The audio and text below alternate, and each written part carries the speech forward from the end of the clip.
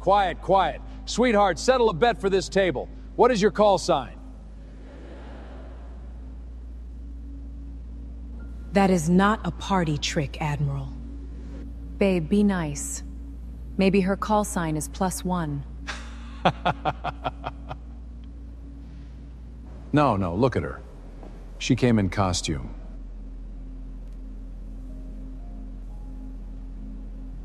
Those wings were my husband's. Put them back.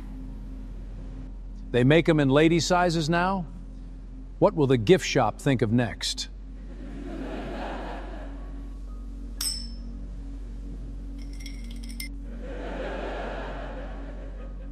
Fish them out before 9 o'clock, Admiral.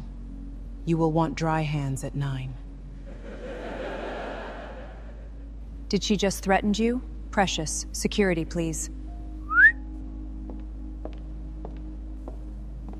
You people love a uniform. I understand. But this room is for the men who wore one. Some of us carried the men who wore one. Carried them. In what, honey? A serving tray? Walk her out.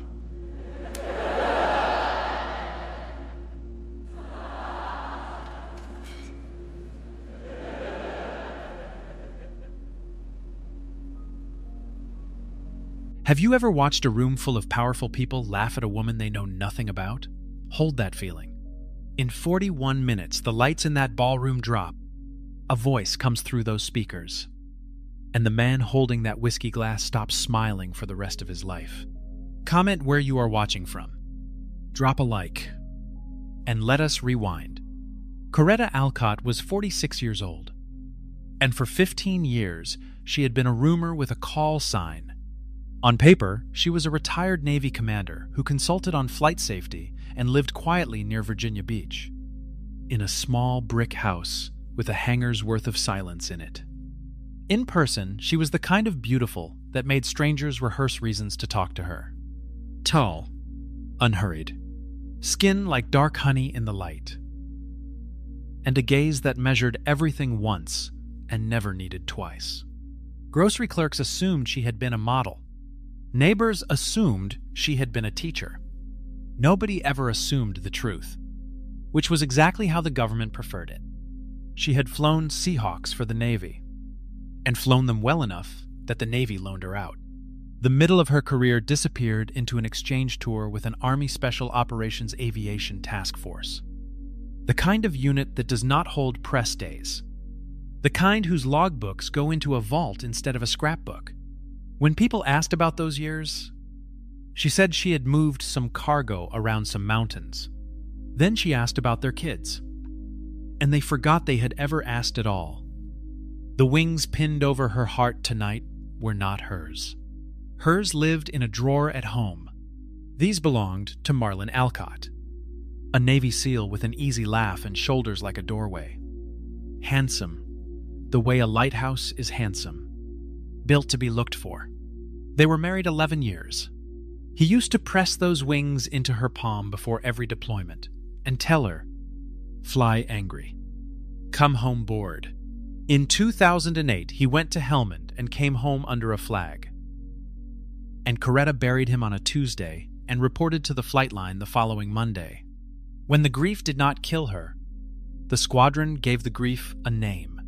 Iron Widow. She hated it for a year. Then she flew it into something whole, task forces whispered about. And the name stopped being a wound and became a warning. The invitation had arrived 6 weeks ago on cream cardstock. The Navy requested the honor of her presence at the dedication of a restored aircraft. Tail 614. Her breath had actually stopped at the tail number. 3 digits doing what no man had managed in 15 years. At the bottom of the card sat one line. Easy to miss. A special recognition will be presented at 9 o'clock. She almost said no. She had spent 15 years being nobody in grocery stores and liking it. But that bird was hers. Every patched hole in it. A sentence from the worst and finest night of her life.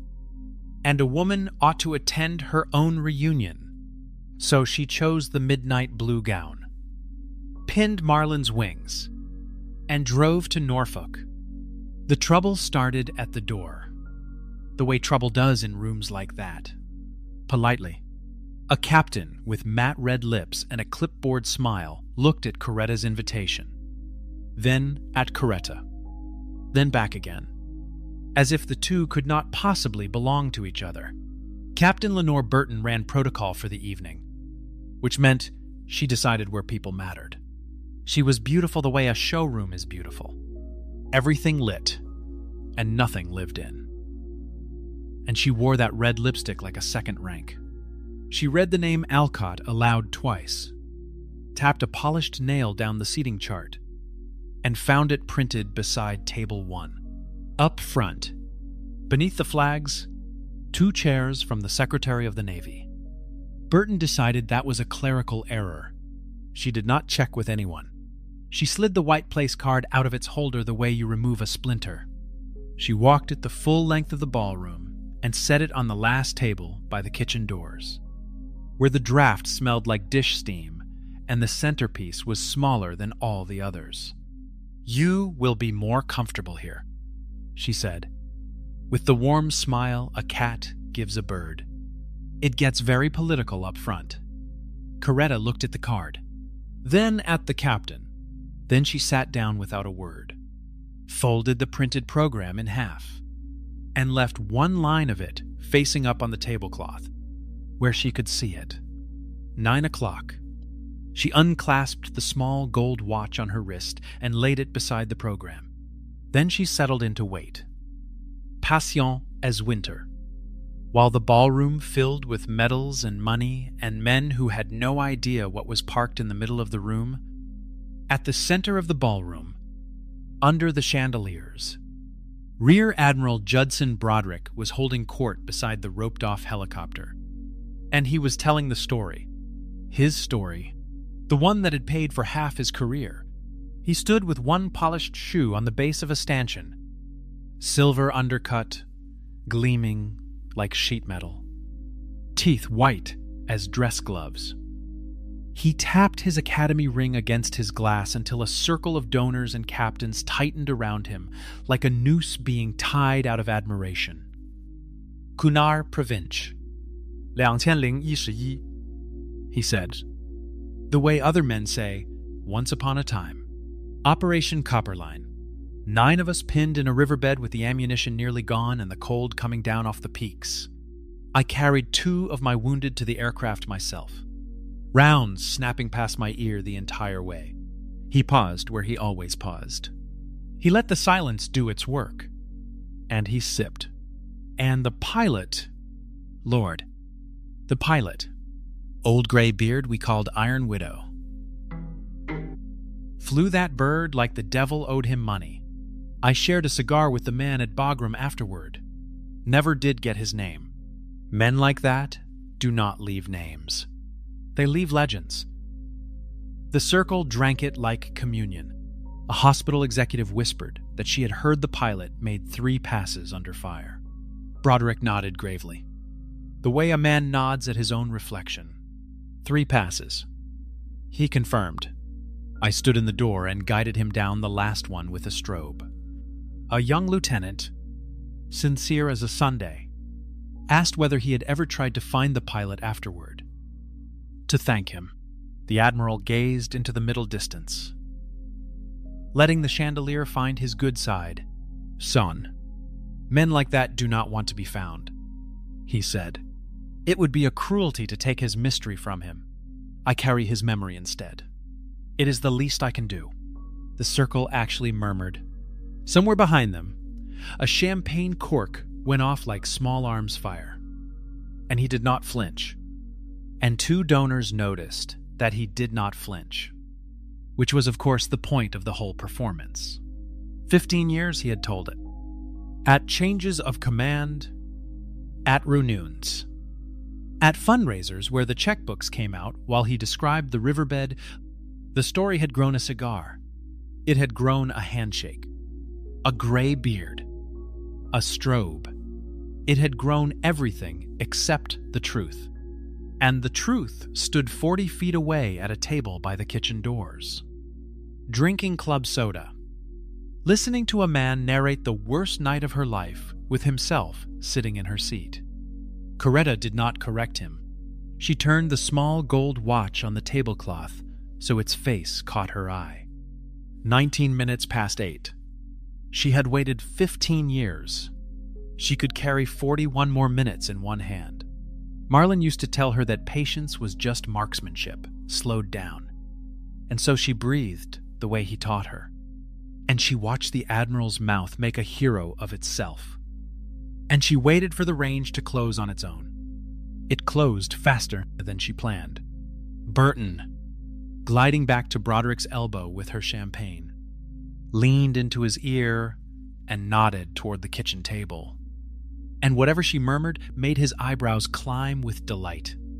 A beautiful, unaccompanied black woman wearing gold aviator wings to his gala. To him, it was a gift, a bit of dinner theater, delivered to the exact center of his stage. He picked up his whiskey, straightened his jacket the way men do before entertainment, and led his entire circle across the floor toward her like weather rolling in. You have already seen what he did with it. But here is what the room could not see. While it was busy laughing, when the Admiral tapped his glass and called her sweetheart and demanded a call sign for a bet, the room saw a party guest being teased. Coretta heard the same voice that had cracked like a boy's on a guard frequency long ago, begging any station to answer. She recognized it the way you recognize a song by its third note. He did not recognize her at all. There had been no reason he would. She had been a helmet and a green glow behind glass to him, a voice made of static and calm. She had been weather he survived. Nobody looks at weather and remembers a face. When he plucked Marlin's wings from her shoulder and held them to the chandelier, the room saw a man inspecting cheap costume jewelry. Coretta saw the last object her husband ever pinned to a living chest, swinging over an inch of bourbon in the fist of a man she had once hauled out of the dark like a sack of mail. And when the wings went into the whiskey, plink, gold drowning in amber, while the table howled, something in her chest went very quiet and very level. The way a cockpit goes quiet when the master caution light comes on and the checklist takes over from the fear. Marlin had pinned those wings on her palm the morning of his last flight out, closed her fingers over them, and kissed her knuckles. "Fly angry," he had said. "Come home bored." She had worn them to his funeral, to her retirement, and to exactly one party in 15 years. This one. She could have ended the evening with one sentence. She looked at the folded program instead. 9 o'clock. Let him finish. A man who believes he is winning will keep performing.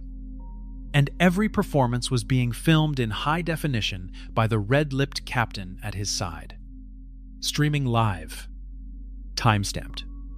Archived by servers that do not attend galas and do not laugh. So Coretta stood still while the security lead's hand closed on her elbow. She let the room have its fun. 60 seconds. She thought, you have 60 seconds left of this version of your life. Admiral, spend them loudly. He did. Careful with her. Son, he called after them. Glass raised, wings clinking at the bottom like loose change. She carries people.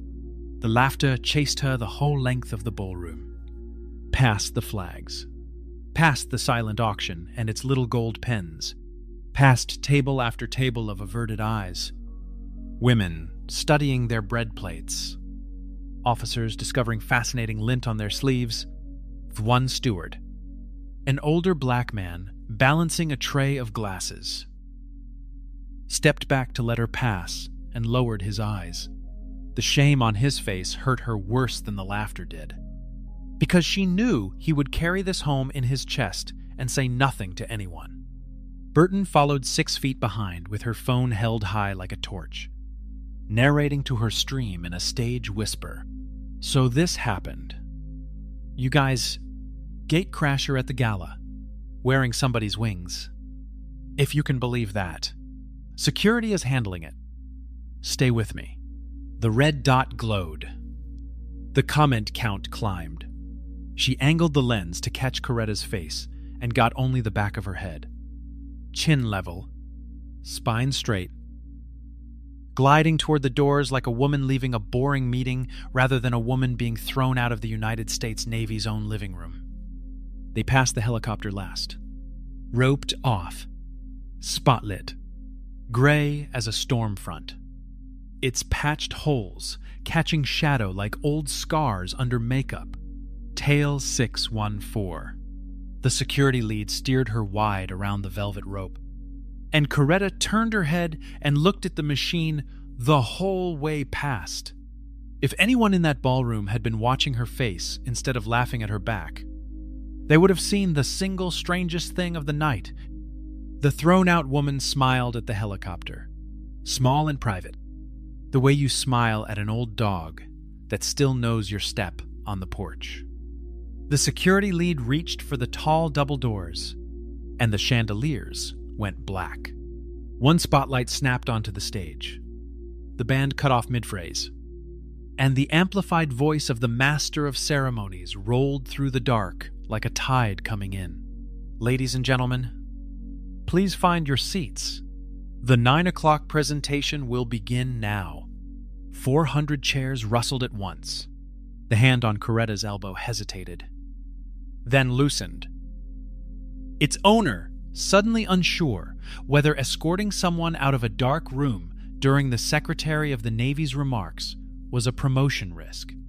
In the hush, Coretta Alcott turned around and faced the stage, and her eyes were already wet and her mouth was already steady, because she alone in that ballroom knew exactly what was about to come through those speakers. The spotlight found a podium, and behind the podium stood the Secretary of the Navy. The guest list that rose to greet her was the waterfront's entire food chain, fleet commanders and defense executives, 2 governors, an astronaut, and a wall of old frogmen in black tie who still stood like their knees were classified. Every one of them believed they were here for a helicopter. 4 of them, scattered through the dock in their good suits, were about to find out they were here for the pilot. The rest of the room was about to find out right alongside them. Juanita Sherrill did not look like the posters. She was a compact woman in her 60s with a silver bob and reading glasses pushed up into her hair. And she carried the specific stillness of a person who has fired more admirals than she has promoted. Beside the stage, the museum's curator, a round and reverent man named Barnaby Meadows, hovered near a draped easel with white gloves on, vibrating like a kettle about to sing. At table 1, Rear Admiral Judson Broderick settled into his chair and unbuttoned his jacket with the calm of a man arriving at his own coronation. He had told 4 donors already that the 9 o'clock recognition would be about Copperline. Naturally, it would.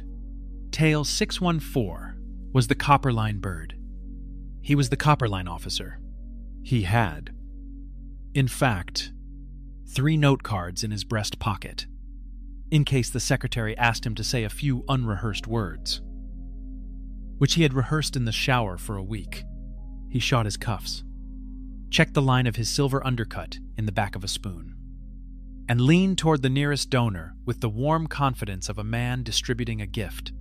"Watch this," he murmured. "This part of the evening is going to be special."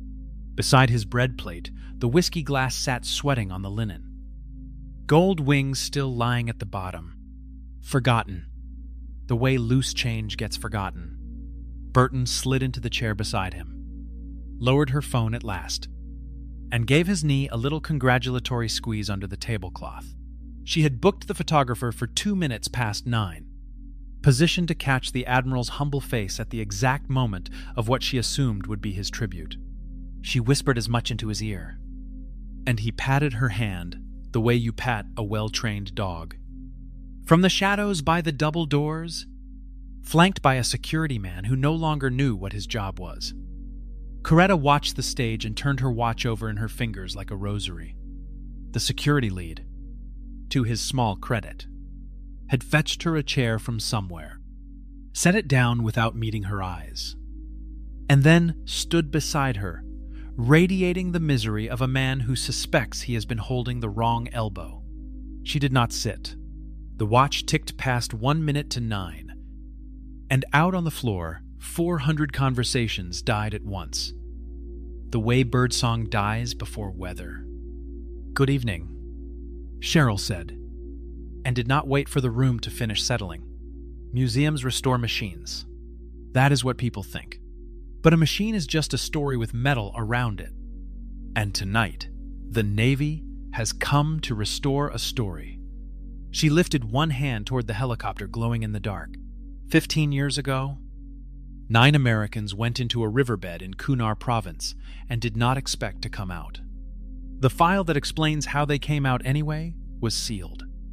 Some of you have heard pieces of that night, told second-hand and third-hand at dinners like this one. A pause. The secretary looked out at the ballroom over the top of her glasses. Slow and deliberate. 1 or 2 careful listeners thought they saw the look stop.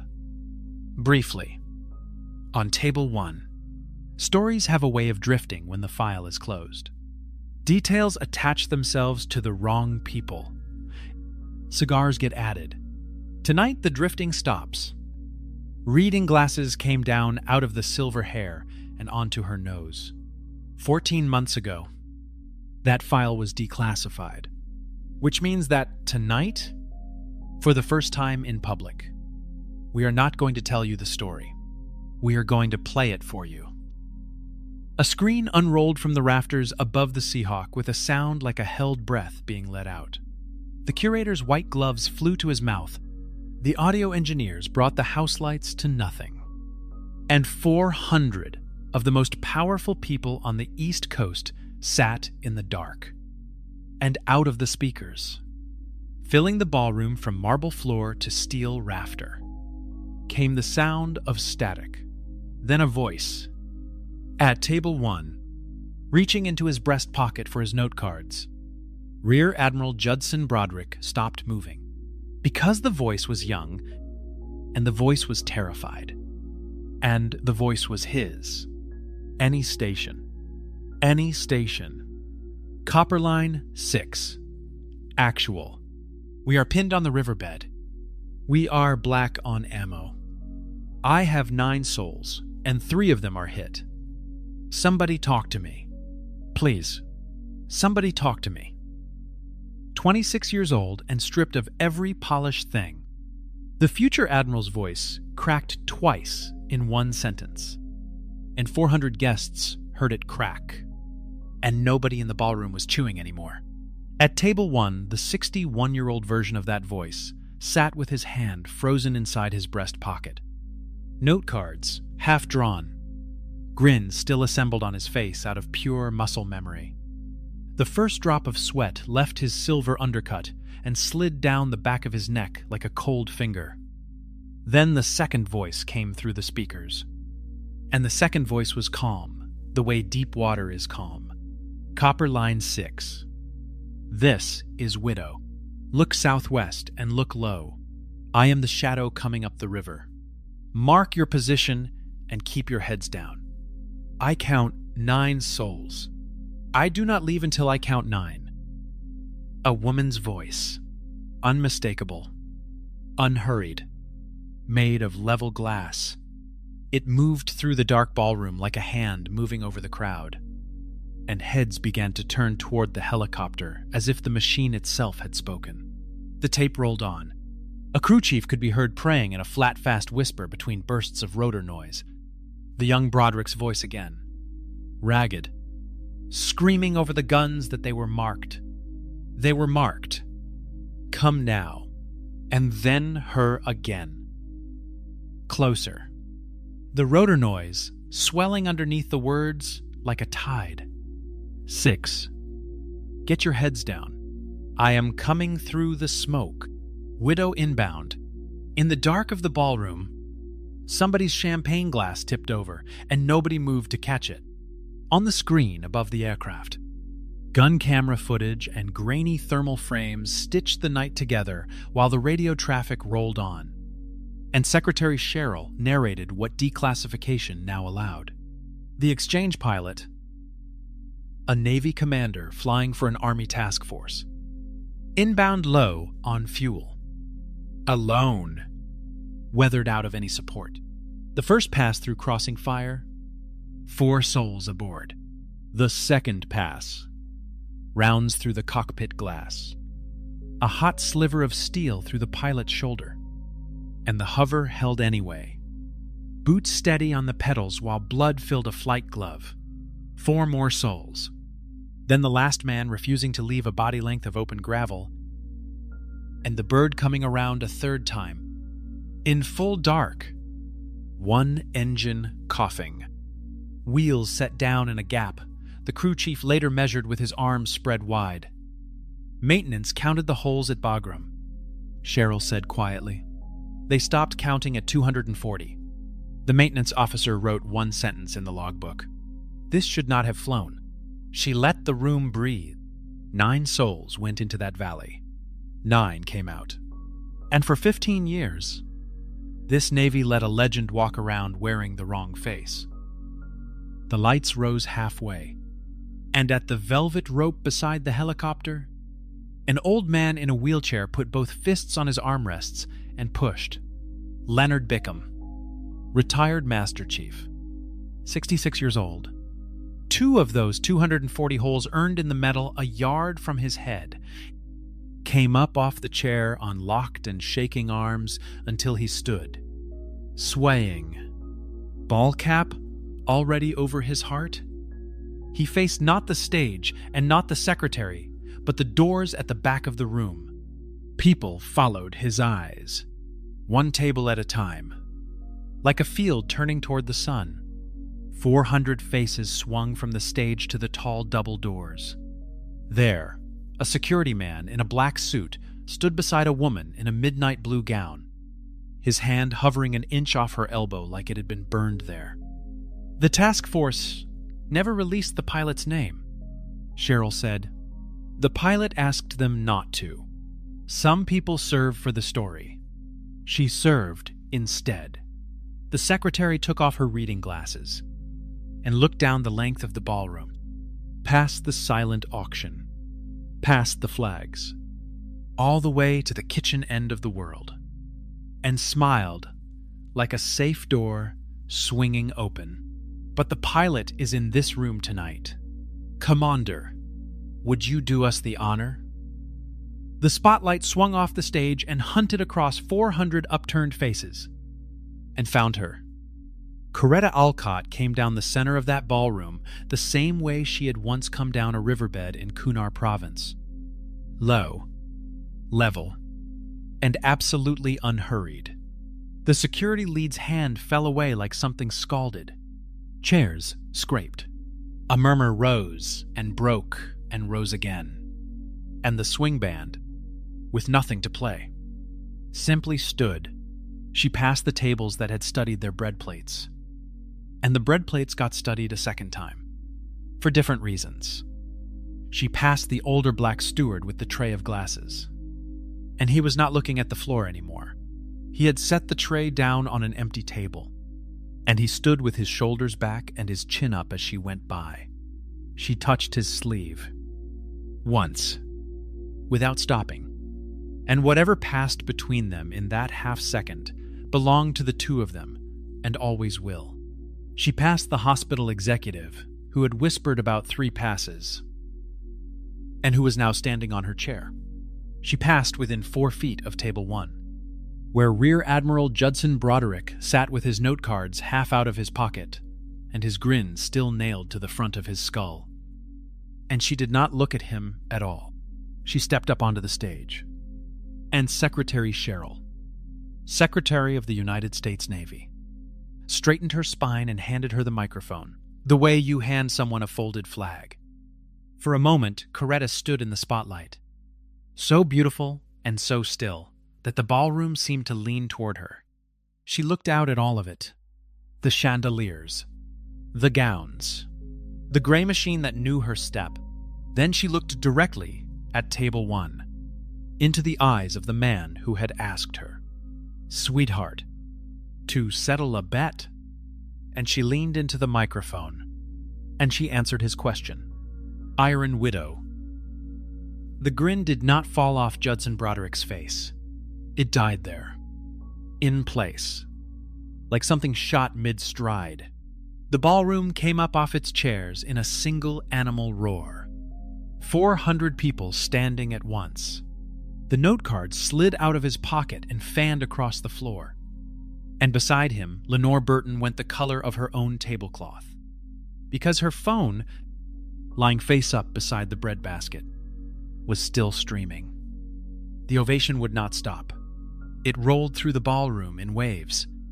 And while it rolled, 8 men in their 40s and 50s and 60s left their tables from 8 different corners of the room and converged on the stage without any signal, the way iron filings find a magnet. The living men of Copperline. 2 had flown in from the West Coast for a dedication. None of them had known the pilot would be here, because none of them had ever known the pilot had a face. They formed up below the stage in a ragged line, some weeping without embarrassment. And one by one they came up and shook her hand, or tried to, and mostly ended up simply holding on. Their wives came up behind them, and their grown sons and daughters. And a knot of humanity formed at the foot of that stage that no seating chart on Earth could have predicted.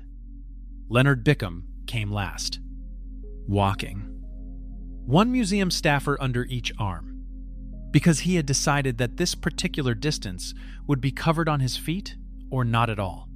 He stopped in front of Coretta and looked at her for a long moment, jaw working. When he finally spoke, he did not use the microphone, but the room had gone so quiet that it did not matter. 15 years I wondered who carried me out of that valley, he said. People kept telling me stories about a gray beard with a cigar. His eyes cut.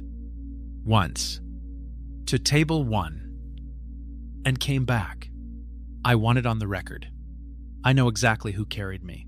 She flew a beat. Hay Road. The sentence went through the ballroom like a round through glass. 400 heads turned toward table 1 in a single synchronized motion, and found Rear Admiral Judson Broderick sitting very upright and very alone in the middle of his own gala, his circle of donors having drifted, in the way of circles, toward the new center of gravity.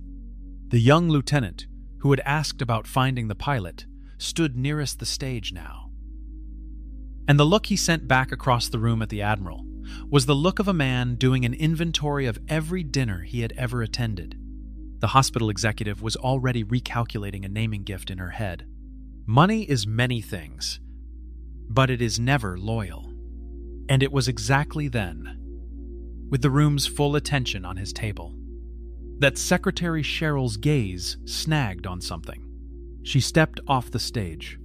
She walked to table 1, unhurried, picked up a heavy crystal whiskey glass from beside the bread plate, and held it up to the chandelier light.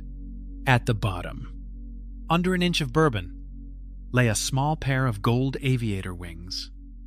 "Admiral," she said, into a silence. "You could have parked the helicopter in. There appear to be wings in your glass." Burton's stream had captured all of it.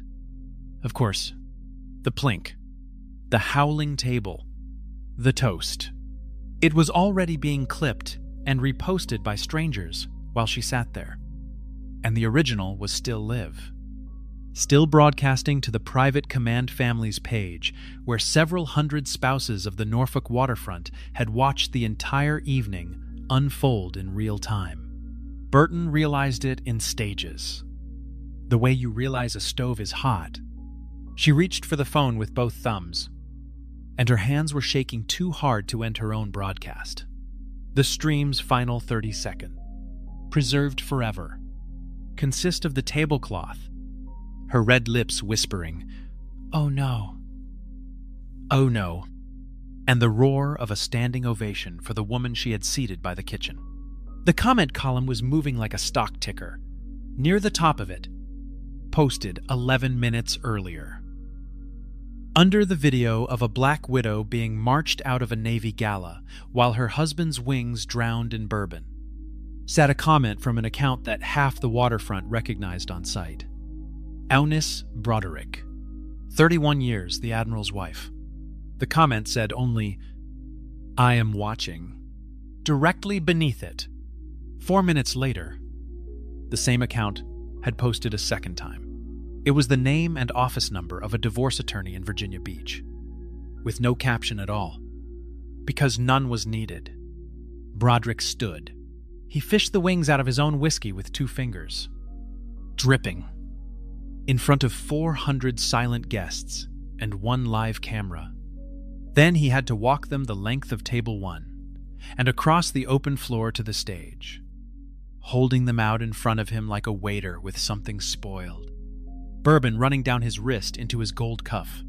He offered them up on his open palm. Coretta looked at the palm for a moment. Then she took the wings, wiped them dry with the white pocket square Bickham handed her, and pinned them back over her heart. And a dark spot of bourbon bloomed slowly into the midnight blue of the gown, like a small wound. She never said 1 word to him. It was worse that way. And everyone in the building knew it. The 9 o'clock recognition, Cheryl announced, returning to the podium, was scheduled before tonight's entertainment. Volunteered itself, a rustle of grim laughter, by direction of the president, and long overdue. The Navy Cross is awarded to Commander Coretta Alcott, United States Navy, retired, for extraordinary heroism in Operation Copperline. The roar came up again. Under it, the secretary crooked 1 finger. And a tall officer detached himself from the staff table and bent close. Commander Thaddeus Bramwell, the secretary's flag aide, a man with a face like a locked filing cabinet. Cheryl spoke without taking her eyes off table 1. The flag nomination file on my desk does not move. Nothing in it moves. And I want every award citation that references Copperline pulled and on my screen by morning. All of them, his especially. Understood, ma'am, Bramwell said. Consider it done. Broderick made 1 attempt. It was, in its way, the bravest thing he did all night. He rose, buttoned his jacket, walked to the foot of the stage with the old parade ground smile reassembled, and pitched his voice for the donors. Madam Secretary, what a night. If I may say a few words about that mission, since I had the privilege of a front row seat. Cheryl looked at him the way you look at weather through a window. Sit down, Admiral. He sat, at a table set for 10. Alone, in front of a whiskey glass with nothing at the bottom of it anymore. While the band figured out what to play for a man like that and settled, mercifully, on nothing. The investigation took 11 weeks, which insiders considered fast, and it moved on paper, which everyone considered fitting. The Inspector General did not need to prove what happened in Kunar. The tape had done that. The problem, for Broderick, was what he had signed since. His own award package, from 2012, submitted over his own signature, stated that he had carried 2 wounded teammates to the aircraft under sustained fire. The flight medic's log, sealed alongside everything else and declassified alongside everything else, recorded him boarding on the first pass, unwounded. First man up the ramp of the 4. 8 sworn witness statements agreed. So did the cockpit voice recording, on which he can be heard distinctly from the cabin, screaming at the pilot to lift before the count was done. She counted anyway. 9 souls.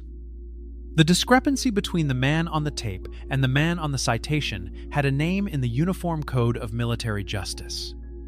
And the name was False Official Statement. and it sat at the top of a charge sheet that grew 4 more lines by Thanksgiving. Adultery, fraternization, obstruction, for the texts he believed were deleted, and misuse of official position. For the guest list he had ordered pulled, his lawyer tried the only door available. Memory, he argued, is imperfect under fire. Trauma rearranges events. No one should be judged on the fog of a firefight. It was not a terrible argument, and it survived, right up until the Inspector General's Counsel laid the 2012 citation beside the transcript of 19 separate fundraising speeches, each one adding a new decoration to the story. The cigar, the strobe, the handshake at Bagram that the flight logs proved never happened, because the pilot was in surgery at Bagram, having steel picked out of her shoulder, while the man she saved was, according to the wardroom bar receipts, buying around and accepting toasts. Fog does not improve with rehearsal. Counsel observed. Lies do. Master Chief Bickham's deposition required 40 minutes and 1 sentence. People still quote, "You want to know what he carried out of that valley?" He told the panel, "I will tell you. A grudge against the count." The clip did its own investigating. 40 million views in 9 days? The internet named it Dry Hands at 9. And strangers in 4 time zones slowed the footage to watch the exact frame where the grin died. The Navy did not enjoy the coverage. Institutions can forgive a villain, but they cannot forgive a punchline. Recruiters reported, with straight faces, a spike in young women asking about rotary wing aviation. The Navy declined to complain. And then, 2 days before the Board of Inquiry convened, Captain Lenore Burton hired her own lawyer, and the last wall of Judson Broderick's life quietly excused itself from the building. Her sworn statement ran 19 pages. She confirmed the affair. Dates and hotels appended, which converted the whispers into charges. She confirmed that the Admiral had rehearsed the Copperline story in the car on the way to fundraisers, practicing the pause before the cigar line. She confirmed that when the ballroom turned, his first words to her had not been about the widow, or the wings, or the tape, but about the video. He told me to delete the stream. The statement read, "I told him it was already saved. He told me to say her invitation had been forged." And on the last page, the sentence that ran under every headline for a week, before the gala, he had me pull the guest list to find out who she was. I gave him the name and told him she was a widow. He said, "Perfect. Nobody checks a widow."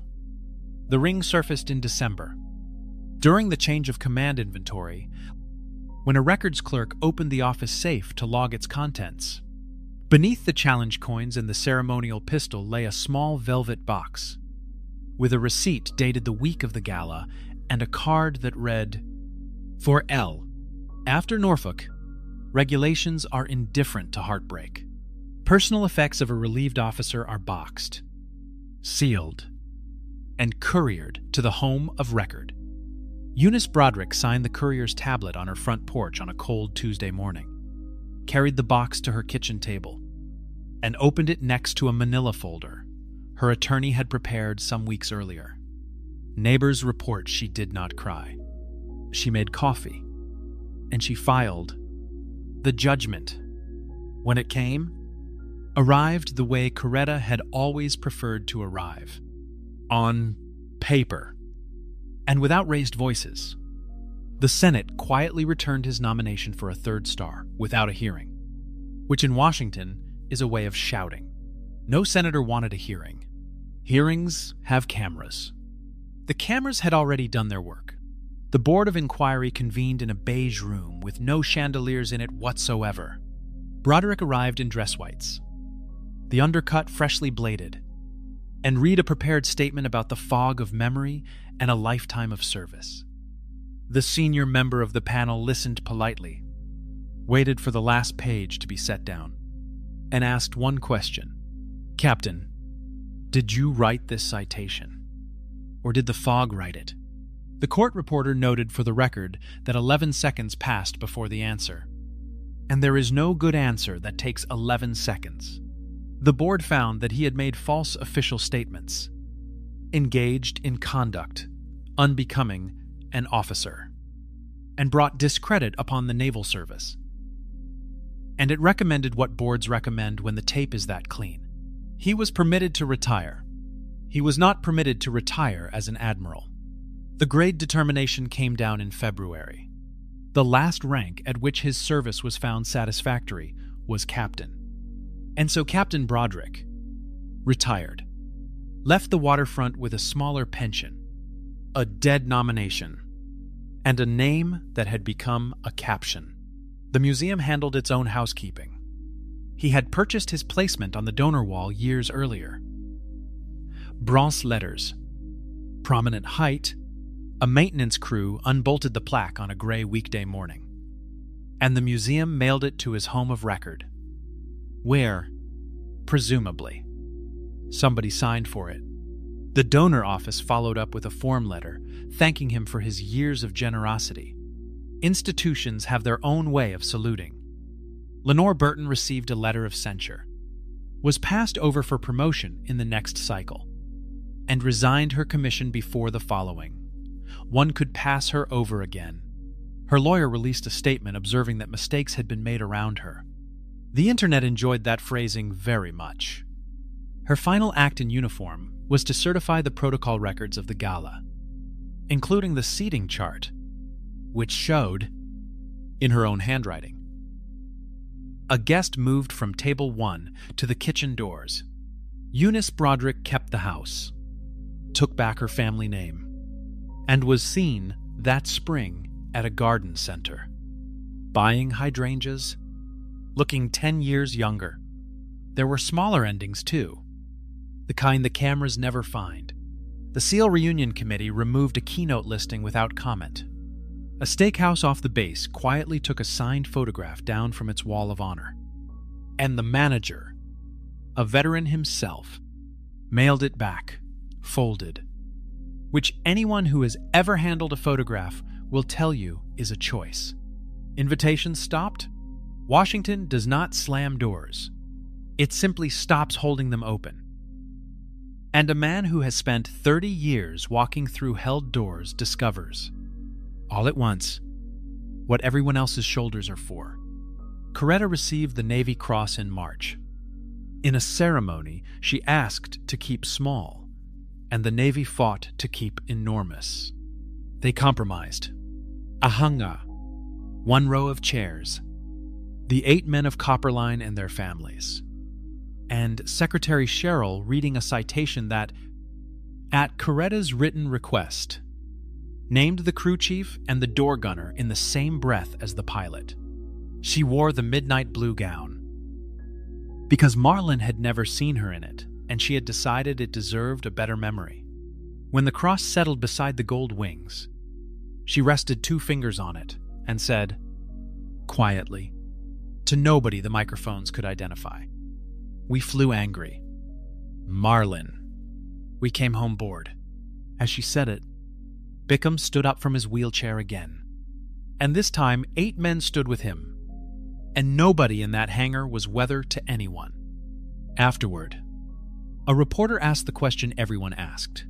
Why let him talk all those years? Why not correct the story? Coretta considered it, turning her watch slowly on her wrist, and gave the answer that would be printed under her photograph in 40 languages. The mission was classified. My name was not his to use, and the truth was not mine to sell. Pausa, and then, with the smallest smile, besides, I told him to fish them out before 9. Nobody can say the man was not warned. 6 months after the gala, the museum unveiled a permanent exhibit. The crew of Tail 614. The restored Seahawk sits at its center under honest light. Every patched hole labeled, and beside the cockpit hangs a photograph, the task force finally released. A woman in a flight helmet, looking back over her shoulder. Beside it, a placard with a call sign that docents no longer have to whisper. On dedication night, Coretta Alcott stood at the rope in a plain black dress and told the story to a semicircle of Naval Academy midshipmen. Every one of them an adult, and several of them young women who kept touching the placard like it was warm. She told it accurately. 9 souls. 3 passes. 240 holes. She left one man's name out of it entirely, which the historians note is the only inaccuracy in her telling. The gold wings still ride over her heart on formal nights. If you look closely, they carry a faint dullness, a bourbon shadow that never fully polished out. She could have restored them. She chose not to. She says the mark reminds her what rooms full of powerful people can do to a name. And what a name, said once, out loud, at exactly 9 o'clock, can do right back. The Navy changed a rule because of her. Award citations that draw on sealed missions are now audited against the source file when the seal comes off, line by line. A review the waterfront simply calls the Alcott check. And at the flight school in Pensacola, there is a new mentorship program for young women headed into the cockpit. Nobody official will confirm who funds it. Its name is Widow's Watch, and its first cohort filled in 9 days. Leonard Bickham was at the dedication.